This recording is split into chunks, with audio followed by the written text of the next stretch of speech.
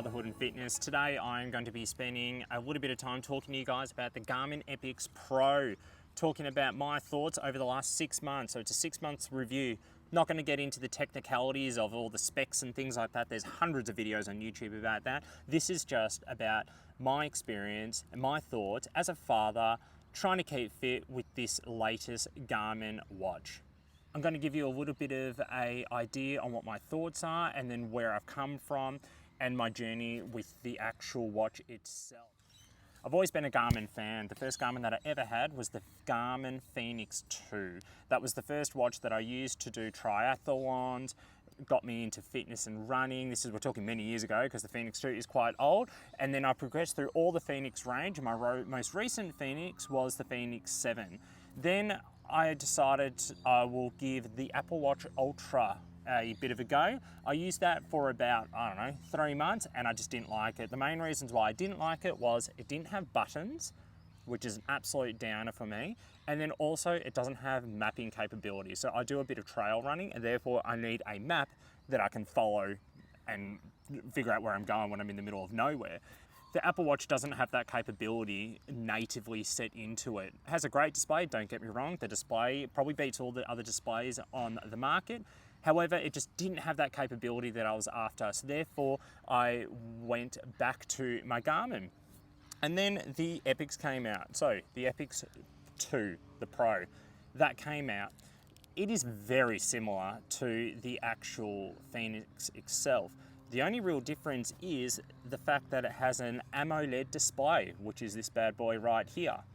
That display is what sold me on it. So if we dive into a little bit of the packaging and what actually comes in with this watch, the packaging for this watch was significantly smaller than the Fenix, which I found really, really interesting. What's in the box? It's pretty basic stuff. All it has is the watch, the band, the USB-C cable to charge it, and then also a user manual.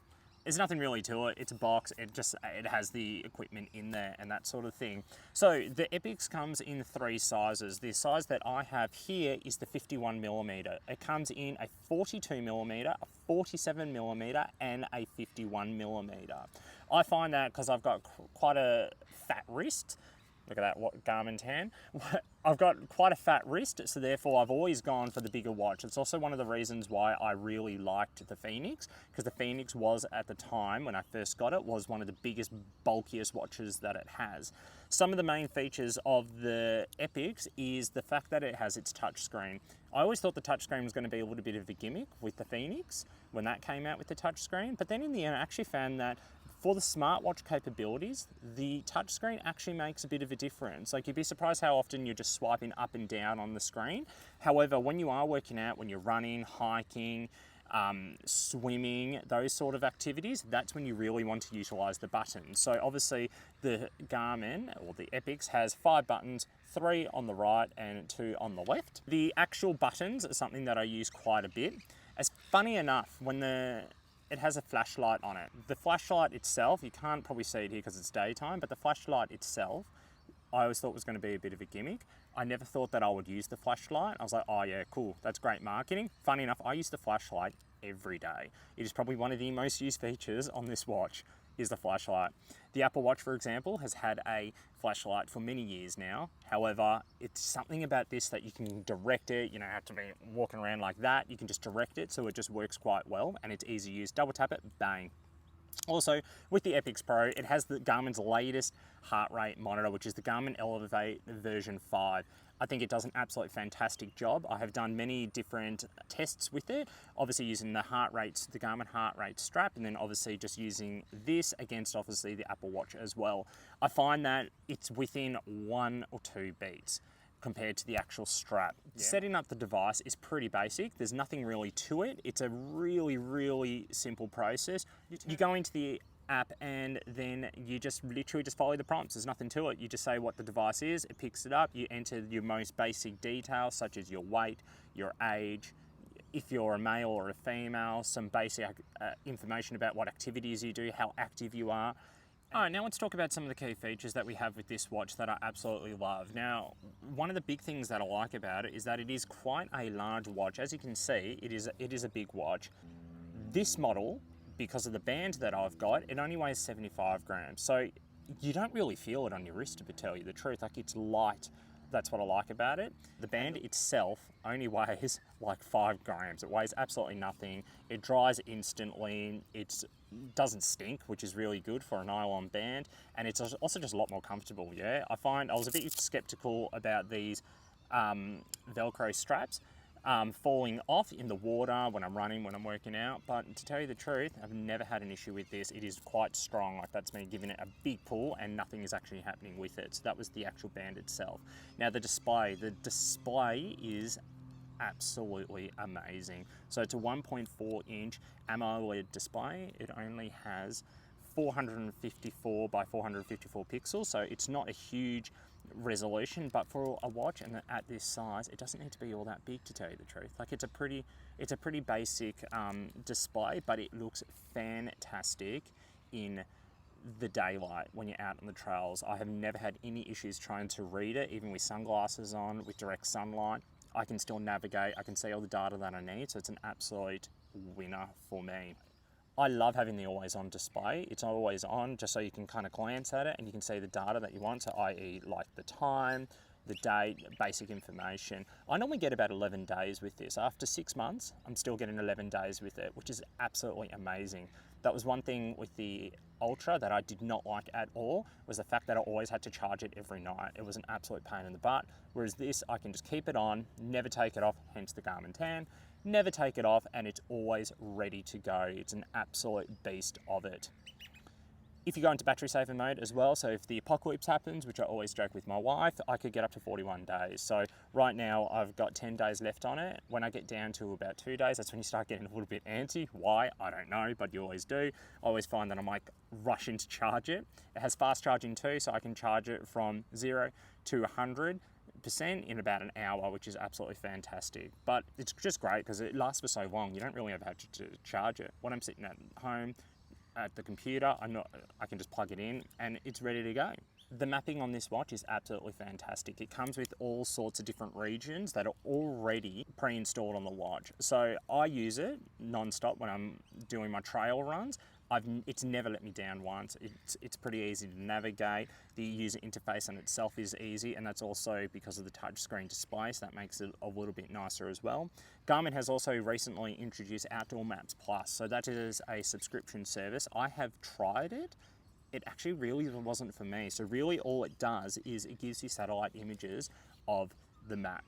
Yeah, I think it's cool, but I just don't find that it's all that useful, to tell you the truth. When I'm navigating, I want to see the line of the trail that I'm on, or, you know, I want to know the contours and that sort of stuff. It does look nice, but do you really need that on your watch? Not really. And for a subscription service, I just don't think it's something that I'd really ever use, to tell you the truth. So the user interface is really nice and schmick because of the actual AMOLED display. It's very easy to navigate through. It's your typical Garmin interface. You know, you've got your start button, you've got your menu button, you've got your up and down button. You can also use swipe left, right, up and down as well. The interface is super easy. There's nothing new with it. It doesn't have the latest Forerunner, 965 interface, where it's like really sharp and just really nice and refined. It is a little bit more rugged, but I think that actually suits the kind of watch that it is. Like, it's not a pretty looking watch. Well, I think it's pretty, but overall, a lot of people don't think it's a pretty looking watch. So the user interface itself, it's functional, it works, it's very Garmin. Yeah. All right, going back to why did I go for the Garmin over the Apple Watch Ultra? The Garmin is tried and true. Like, I have never had an issue with Garmin's ever since I had a Phoenix 2, that was over 10 years ago. I have never had an issue with the Garmin. It has never missed a beat, yeah? I did an ultra marathon end of last year, and I had the Ultra on one wrist and I had the Garmin on the other wrist. And funny enough, I had stopped the Apple Watch Ultra. The Apple Watch Ultra, I'd flicked it, I'd done something, and it actually didn't record my whole run. I got to about 40 odd Ks, it might have even been 50 odd Ks, and one, the battery life was pretty terrible on it, but then it just stopped recording, which is a huge bummer for me. Lucky I did have the Garmin. The Garmin did not miss a beat. There's something about having buttons on it, which makes a huge difference. It's easier to use, but it just has never missed a beat. It's never let me down. It connects ridiculously quick as well. I will give at the Apple Watch probably a little bit of a leg up on that. The Apple Watch Ultra does probably connect to the satellites the slightest bit quicker. Running and training with this has been another really good experience with it. And also what I love about this and some of your more top of the line feature-rich Garmin's is that it has Pace Pro and Climb Pro. Funny enough, I do use that quite a bit. There's nothing better than looking at your watch and understanding how much longer you have to go up a mountain. Yeah, and it's great because it breaks it up into little segments as well, tells you a little bit more information so you can kind of pace yourself a little bit with it.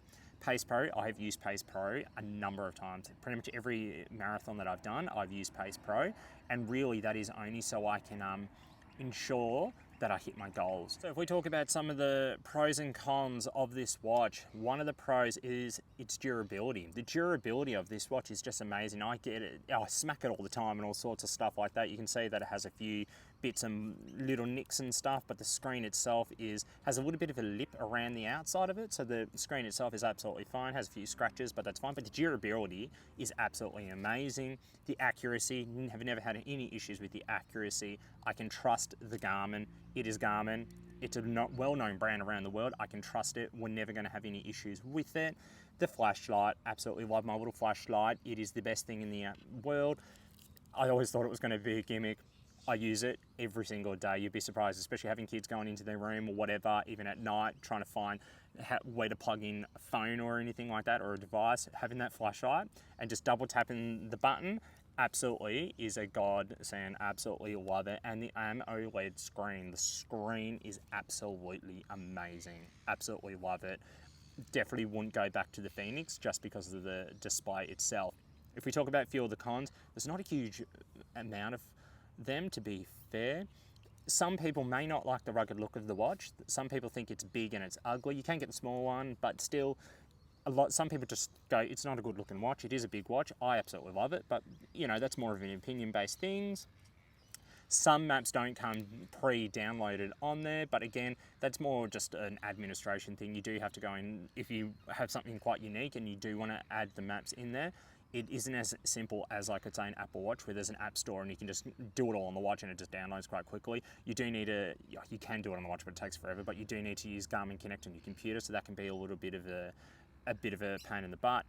The weather overlay, I think, is a really cool feature. So if you were to go into the weather widget, you can actually see your cloud cover and things over a map, which I think is absolutely great. But the only downfall is that if you are in your map navigating on the trails, for example, it doesn't put the weather overlay on it.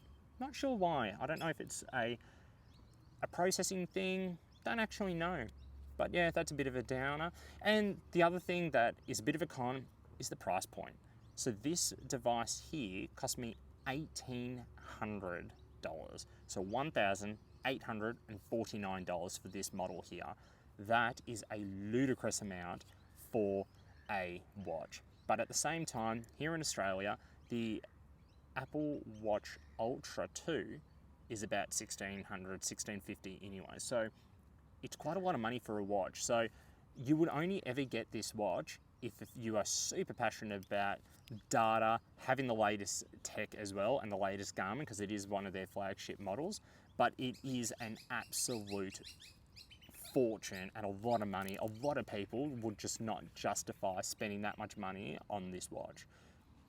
So this was going to be a relatively short video. Again, it was just a 6-month review of where I'm at with the actual Epix Pro. My final verdict on it is, would I recommend it to someone like me, a father that is just trying to get fit and healthy and keep active? If you love the latest tech, 100% I would recommend the watch. Yeah, it's probably not for everyone, but I would 100% recommend this watch. I have never had an issue with it. I think if you were to get this watch, you would love it. To be fair, I'm always finding new features on this. It has a lot of features on there that I'm never going to use. It has so many different types of activities and sporting activities, stuff that I would never play or even know how to play, but it's tried and tested and it will not let you down. So I highly recommend that you have a look at this watch if you are interested in getting a Garmin. Well, that's it for today. It was a nice, short, quick, easy video for you guys. I hope you guys enjoyed the 6-month review of the Garmin Epix Pro. Have a look at some of my other videos. I'll put them down in the link below. Really good to talk to you, and I'll chat to you guys soon with some more adventures from fatherhood and fitness.